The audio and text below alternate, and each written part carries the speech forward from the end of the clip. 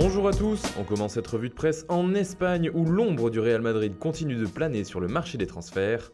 On continue de parler du jeune attaquant Rodrigo, le buteur dont rêve Julen Lopetegui. Le journal Marca en fait sa une et parle du cas insolite de Rodrigo. Son arrivée devrait être compliquée à réaliser puisque le joueur assure vouloir rester à Valence. Sa clause libératoire est de 120 millions d'euros et surtout, le club n'est pas vendeur. Madrid ne peut pas, titre tout simplement le journal local Super Déporté qui avance les mêmes arguments. Toujours en Espagne, c'est l'impulsion finale pour Rakitic selon le journal Sport qui avance 3 points sur ce dossier. Premièrement, le FC Barcelone aurait connu un intérêt officiel du PSG pour son milieu de terrain. Le joueur, lui, ne voudrait pas quitter le Camp Nou, mais il serait tout de même la cible numéro 1 du club français, qui serait prêt à faire une très grosse offre d'après le journal catalan. Revenons maintenant du côté de Madrid avec l'Atlético et Filipe Luis qui veut toujours partir. Son club demande 30 millions d'euros, soit le montant de sa clause libératoire. Mais ce qui est en une du journal AS, c'est le fait que le Real Madrid n'ait pas trouvé de remplaçant pour Cristiano Ronaldo. Comme l'explique le journal, le célèbre numéro 7 de la star portugaise n'a pas trouvé preneur pour l'instant. Personne ne devrait donc porter l'ancien maillot de CR7 au Real. Selon AS, le club hésiterait entre Vinicius, Asensio ou un hypothétique joueur qui arriverait durant le mercato.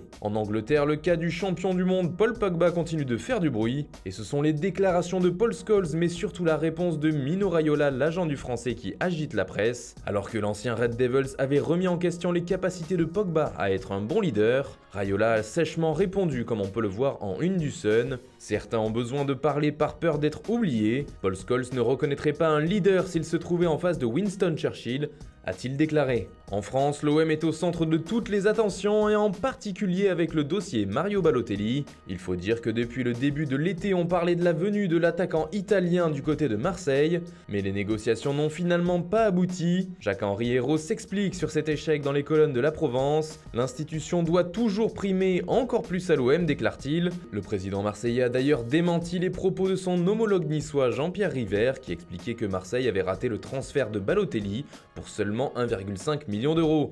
C'est une blague, répond Hérault. D'ailleurs, un joueur qui lui appartient bien à l'OM fait la une de la presse portugaise.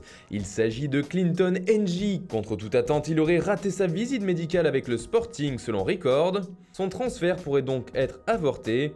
Les examens auraient révélé des problèmes physiques qui ont poussé le club portugais à ne pas aller plus loin et à annuler l'accord existant avec l'OM. Le joueur est même reparti en direction de Marseille d'après Record, des informations que partage le quotidien Abola qui explique que le transfert pourrait tomber à l'eau à cause de ses examens médicaux. Voilà, c'est tout pour ce matin. Bonne journée à tous, on se retrouve très vite pour une nouvelle vidéo sur Foot Mercato.